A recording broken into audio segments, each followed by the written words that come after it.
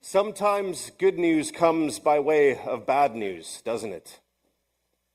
Sometimes good news comes by way of bad news. I'm sure you've been in this scenario where someone's come to you and said something like, Ryan, I've got good news and I've got bad news. Which one do you want to hear first? By the way, I'm firmly in the camp of bad news first. I don't know about you guys. Who in the world would want to hear the bad news last, Just get it out of the way, I say. So on that note, I just want to say that I am incredibly sad to be leaving Res. If you don't know, this is my last Sunday at Res, and if this is your first time here, welcome to our church. I am sad, but I am so grateful for all of you, and I hope that that comes out in some of my reflections this morning. In our gospel reading for this morning, we find Jesus in what we might call an apocalyptic mood. He's got some bad news to share. He's just come out of the temple and has witnessed firsthand the exploitation and inequality of the temple economy, where the scribes and leaders are enriching themselves while the widows are being devoured and ignored. And as Jesus encounters these people outside of the temple who are gawking and just in awe of the lavishness of the temple, he drops a bomb on them. He drops bad news. He says, the days will come when not one stone will be left upon another. To their dismay, Jesus actually goes even further. He presses in on this bad news. Nations will rise against nation and kingdom against kingdom.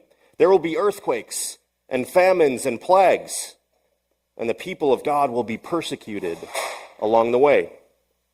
We get it, Jesus. I don't know about you, but when I was younger, I would read passages like this and get pretty anxious. It's all a little bit unsettling, isn't it? And I don't know if it's just about getting older or just the craziness of the last few years. But when I read apocalyptic passages like this now, I read them much differently than I did back then. Somehow there's something comforting in Jesus' words here. Do you know what I mean? Jesus knew that there would be bad news. And he says in the midst of it, do not be afraid. Yes, there will be hard days ahead, but in the end, all shall be well. And in the midst of this bad news of the upending of the world by war and famine and earthquakes, what is the good news here? What is the good news for us today in the midst of the wars that we have in our world today? The economic uncertainty we face, the constant political turmoil, and all the injustices that exist in our world, even this week. I think Luke 21:13 is the key to the good news that he has for us today. He says, this will give you an opportunity to testify. Jesus is talking about all these bad things that are happening in the world, and he says, for followers of Jesus, this will give you an opportunity to testify.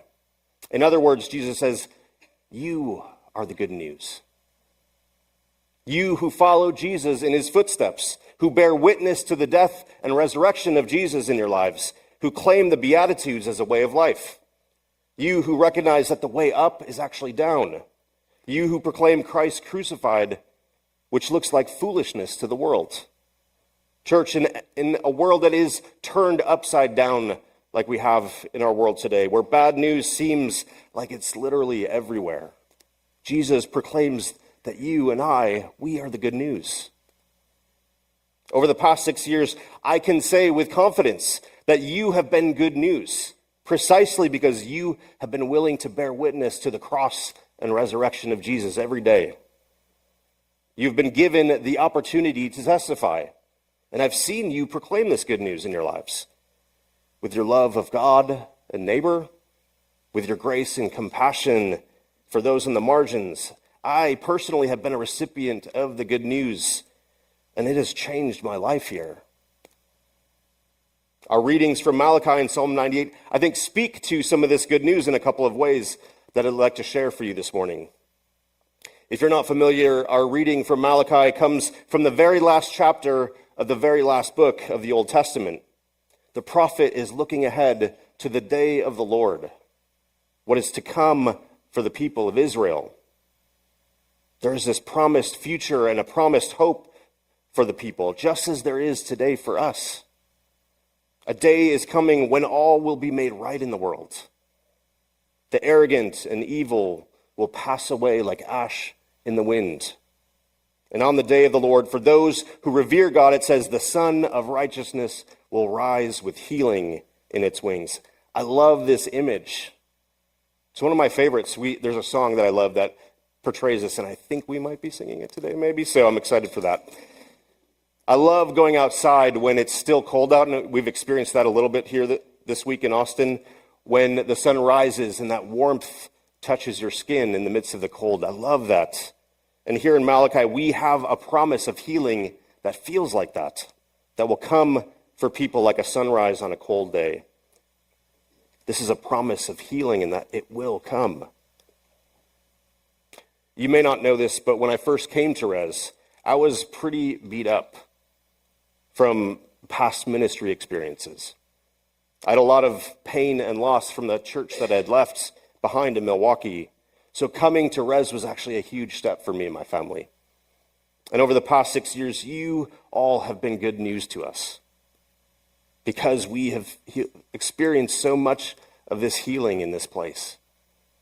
And I know that I'm not the only one. I've heard so many stories from all of you over the years who have come to Res and experienced these same stories of healing. In the midst of a lot of the brokenness that we see in our world today, you have been good news because you've been a healing church. Back to Malachi, we find another image that I just love. After this promise of healing, we hear this other promise. It says, and you will go out and frolic like well-fed calves. What is this all about? Kind of a funny image, right? This past week, our staff actually had the privilege of going on a staff retreat out to the Grays farm. And as I was thinking about my sermon, I had no idea that I would actually be able to witness these young calves running about at the farm. They really are a joy to watch. And I think some of our staff really got excited about these cows and these calves.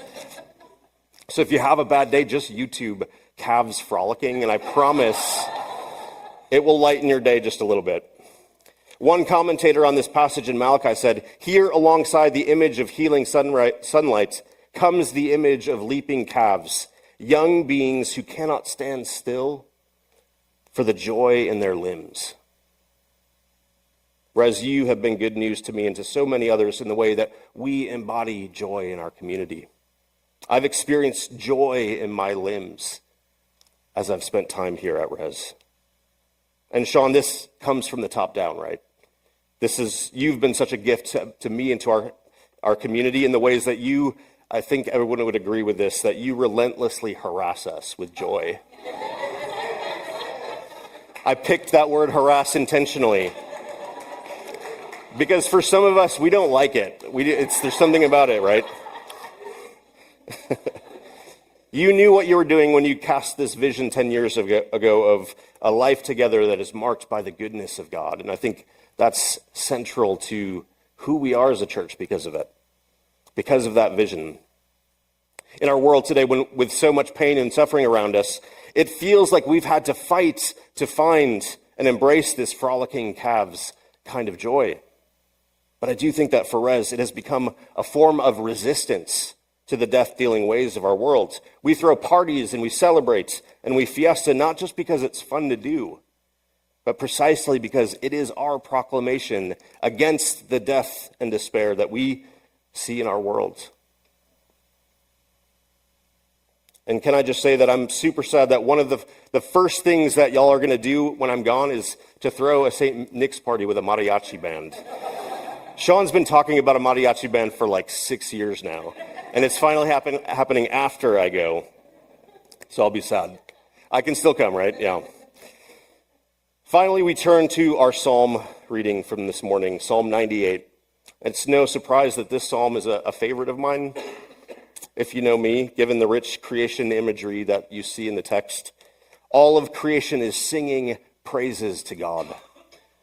Let the sea make a noise and all that is in it. Let the rivers clap their hands, and let the hills ring out with joy before the Lord. Come on now, that's so good, isn't it? I just love when the scriptures turn to creation. And you don't have to read this. You can just go out to Marymore Seawright Park or to the Barton Creek Greenbelt and tell me that it's not true that creation is praising God, isn't it? Psalm 98 is an invitation to the people of God to sing with all of our hearts, to enter into the worship of God, for God is doing a marvelous thing in our midst. And church, over the past 6 years, you have been good news to me in this way, because we have learned together to embrace this uniquely res kind of worship and singing together.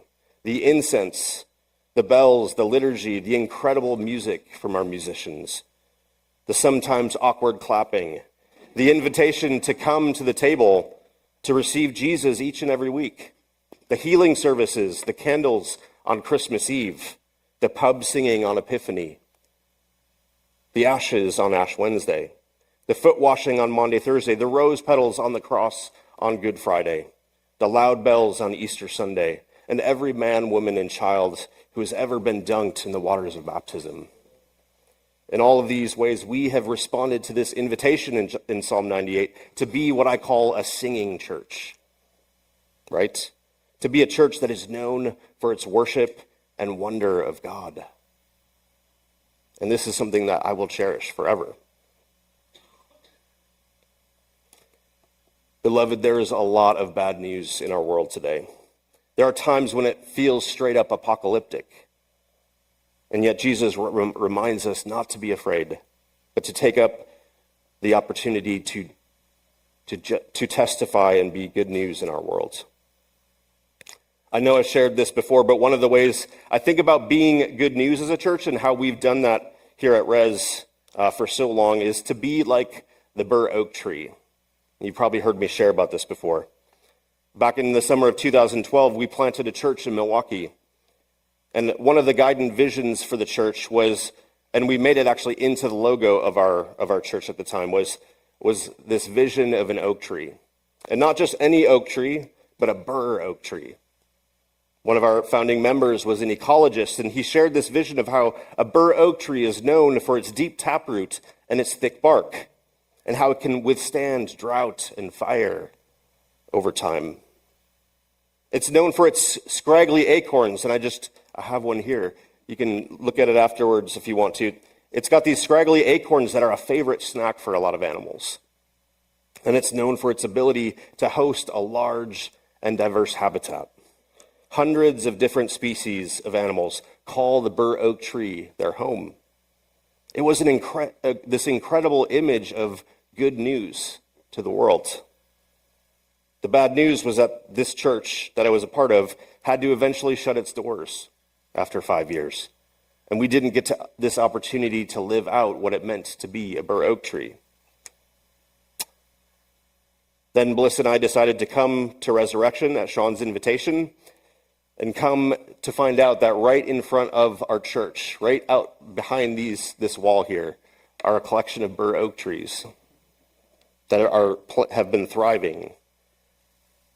And that's where I got this from. I just went outside this morning to pick this up. This vision of this bur oak tree, this good news in the world that we had back in 2012 in Milwaukee, I have seen realized over the past 6 years. And every time I come to the church, I drive past those bur oak trees out front, and they remind me that you have been this good news for me. You have embodied this vision in this weird way. We don't have this as our vision, but I hold this space and think about how that vision has been realized in this community. So I thank you. I pray that we as a church would continue to be a healing church, Res. I pray that we would continue to be a church that is full of joy, partying like a young calf dancing around. And I pray that we would continue to be a singing church, singing along with the rest of creation for all that God has done in our midst. In the name of the Father, and of the Son, and of the Holy Spirit.